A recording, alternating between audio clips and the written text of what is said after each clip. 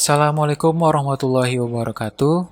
Dalam video kali ini kami akan menjelaskan proyeksi keuangan dari Batchcard atau simulasi keuangan dari Batchcard. Dan berikut adalah nama-nama anggota dari Batchcard.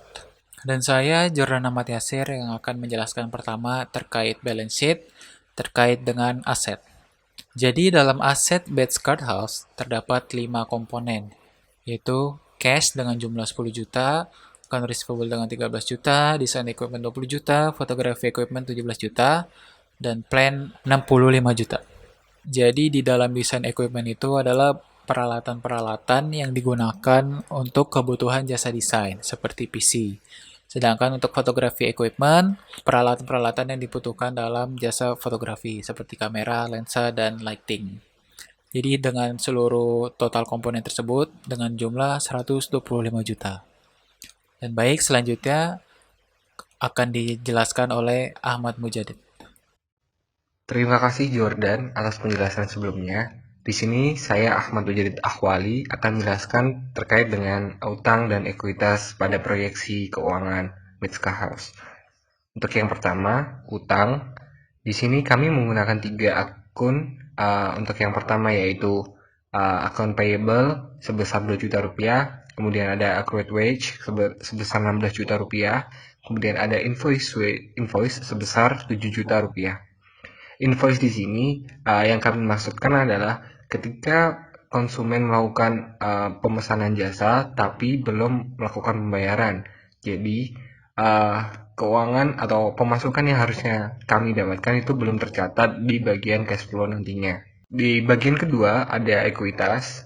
Di sini terlihat bahwa modal dari pendiri Betska House itu sebesar 75 juta karena kita harus berani berinvestasi lebih awal untuk membantu ketika proyeksi pekerjaan ini ketika udah dilaksanakan. Kemudian ada sponsor sebesar 25 juta. Ini adalah gambaran bahwa kami nantinya ingin untuk membentuk ataupun mencari sponsor untuk membantu program kami.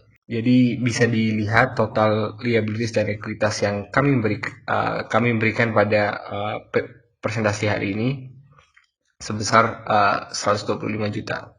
Mengenai perbedaan dengan Hershey Company dan Betska House sendiri, menurut pandangan kelompok kami, persamaannya terletak pada penggunaan metode pembukuan yang sama, karena ini merupakan hal yang wajar atau hal yang lebih umum terkait dalam pembukuan akuntansi suatu proyeksi keuangan.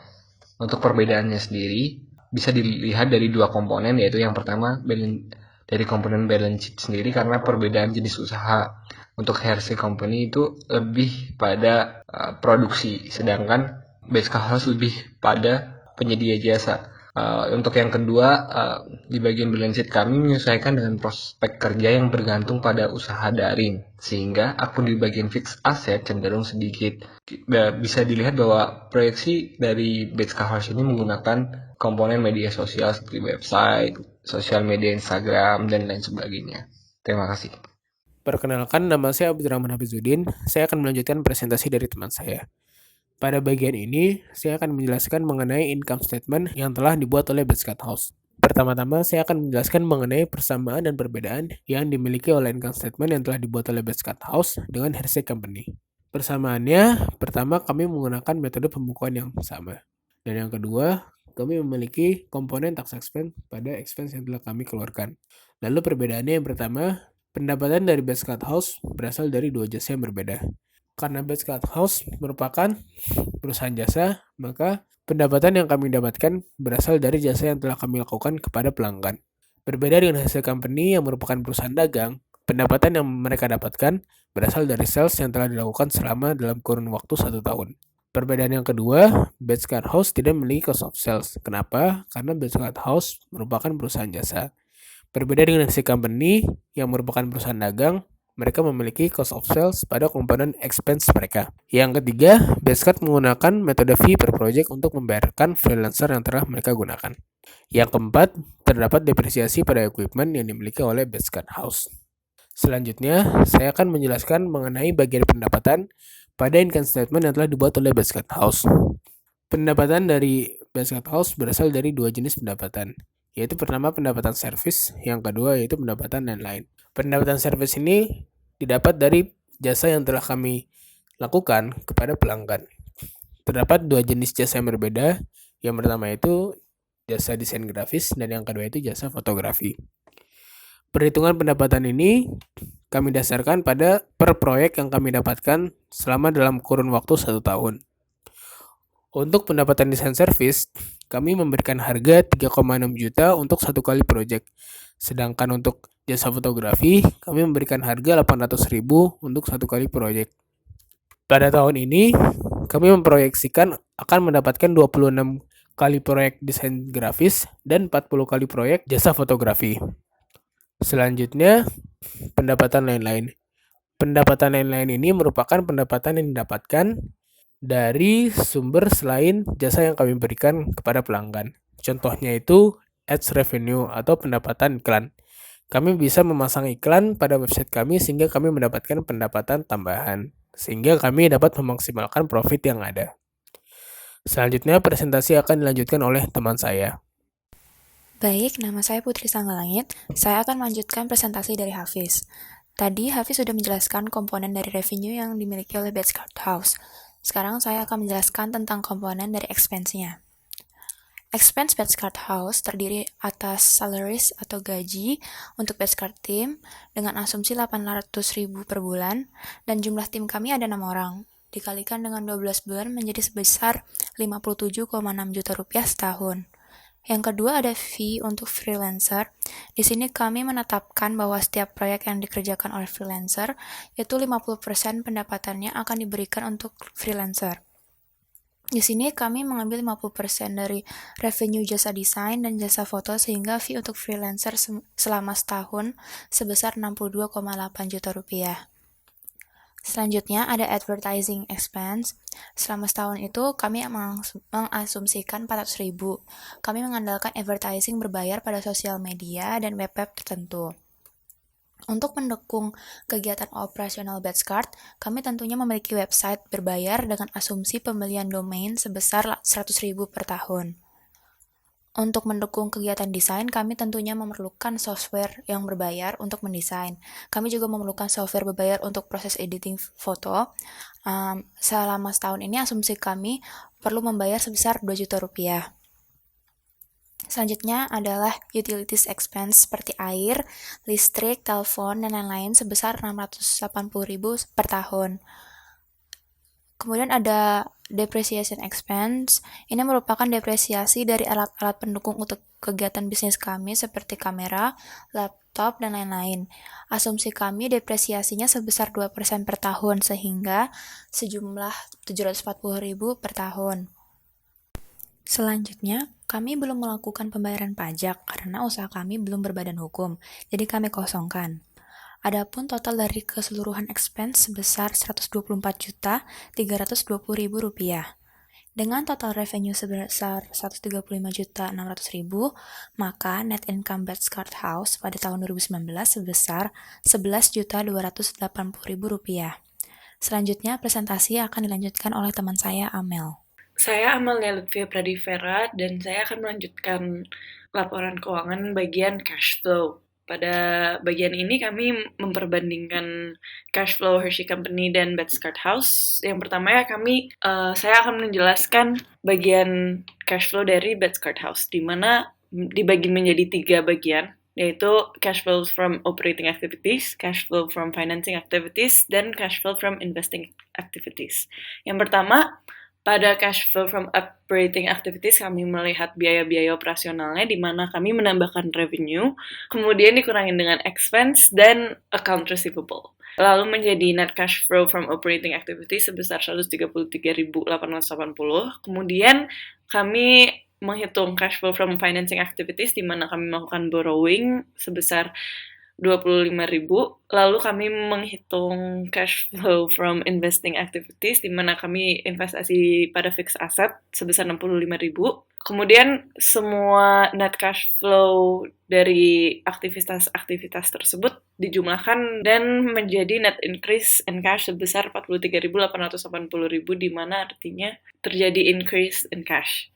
Dan kami menghitung cash at the beginning of the year sebesar 0 rupiah karena kami memulai dari nol dari awal, lalu cash at the end of the year dilihat dari aset pada balance sheet. Kemudian persamaan dan perbedaan cash flow antara Hershey Company dan Betscart House akan dijelaskan oleh teman saya.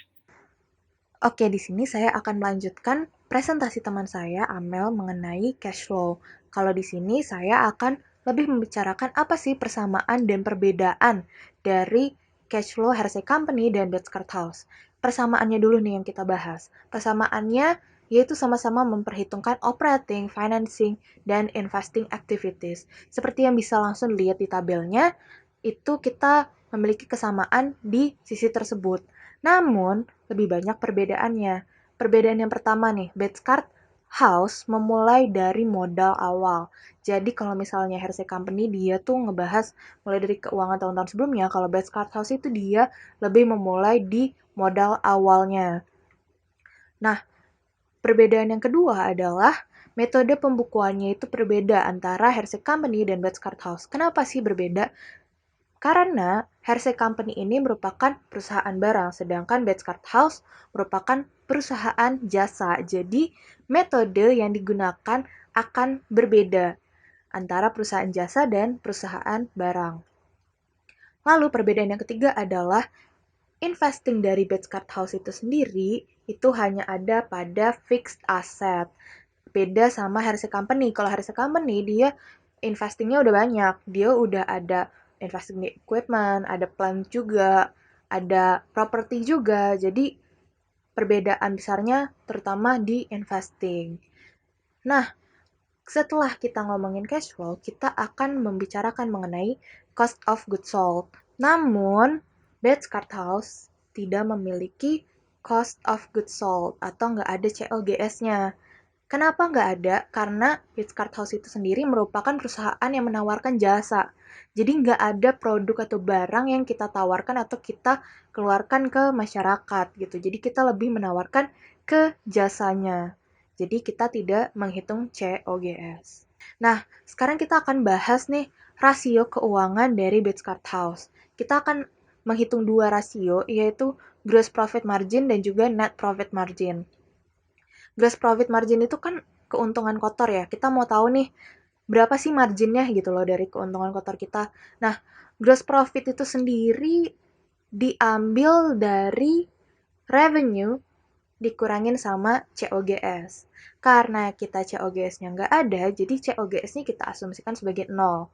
Nah, jadi menghitungnya adalah gross profit dibagi sales atau penjualan. Nah, di sini langsung kita hitung aja. Revenue-nya dari Betscart House adalah 135.600.000. Dikurangin sama COGS-nya tadi adalah 0.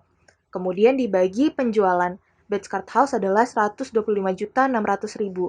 Jadi hasil gross profit marginnya adalah 1,08 atau 108%.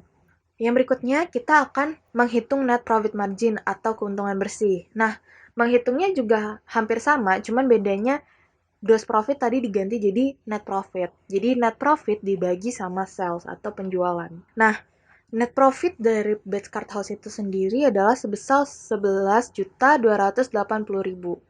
Kemudian dibagi sama salesnya 125.600.000. Yang hasilnya adalah 0,089 atau 8,9%. Nah, itu tadi merupakan perhitungan proyeksi keuangan dari Betscart House. Sudah kita hitung mulai dari balance sheet, income statement, sampai cash flow, dan juga rasio keuangannya. Semoga presentasi ini membantu, dan terima kasih banyak sudah memperhatikan presentasi ini.